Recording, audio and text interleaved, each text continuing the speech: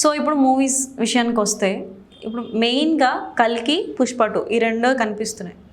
So కల్కి విషయానికి వస్తే ప్రభాస్ గారు ఆయన మీద ఇప్పుడు ఎక్స్పెక్టేషన్స్ చాలా ఎక్కువ ఉన్నాయి. అంటే ప్రభాస్ తర్వాత అంత సక్సెస్ రేట్ ఏం రాలేదు. సో ఇప్పుడు ఈ మూవీ ప్రభాస్ గారికి ఎలా ఉండబోతుంది? యాజ్ ప్రభాస్ ఫ్యాన్ నేనైతే మ్యాక్సిమం పాజిటివ్నెస్సే కోరుకుంటా, ఓకే, ఆయన సక్సెస్ అవ్వాలని.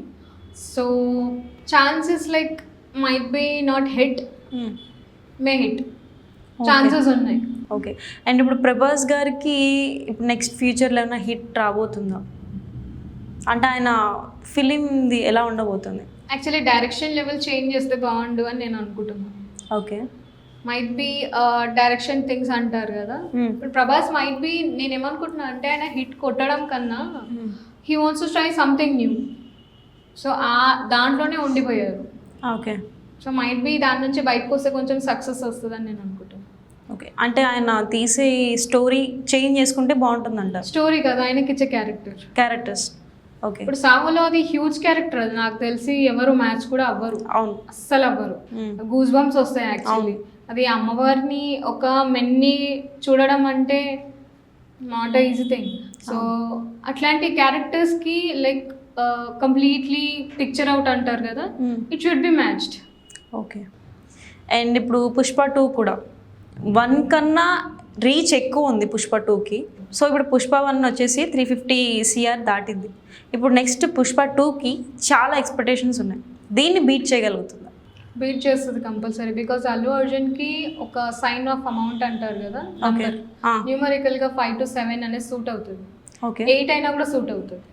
Okay, so might be chance ఎక్కువనే కొడుతుంది. ఓకే, అంటే పెద్ద హిట్టే వస్తుంది అంటారు. సో ఇప్పుడు చూస్తే మనం అల్లు అర్జున్ గారి గ్రాఫ్ రేట్ అనేది పెరుగుతూనే ఉంది. ఈ పుష్ప 2 రిలీజ్ తర్వాత అండ్ ఫ్యూచర్ ఎలా ఉండబోతుంది? నేను ఆయన డిఓపి అసలు చెక్ చేయలేదు ఎప్పుడు.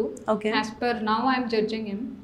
సో ఆయనకున్న బేస్ ఏంటి తెలుసా, ఒక రాయిని కూడా పలగొట్టేంత శక్తిని ఆటోమేటిక్గా క్రియేట్ చేసుకుంటాడు. ఓకే, సో ఆ స్ట్రెంగ్త్ లెవెల్స్ అనేవి ఆయనకి చాలా వర్త్ ఇస్తుంది అనమాట. ఆయన నర్వ్స్ని, ఇప్పుడు ఆయన ఎంత హార్డ్ వర్క్ చేసినా కూడా కొన్నిసార్లు ఆయన హెల్త్ కూడా సపోర్ట్ చేయదు, బట్ ఆ హెల్త్ కూడా చూసుకోవాలి.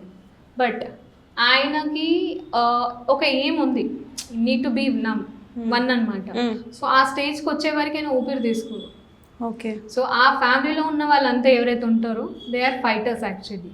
ఓకే, సో ఈ డెవిల్ నెంబర్స్ అంటారు కదా, లైక్ న్యూమరికల్ నెంబర్స్లో 7 నెంబర్ కానీ 6 నెంబర్ కానీ, సో ఆయనకి మ్యాచ్ అవుతుంది.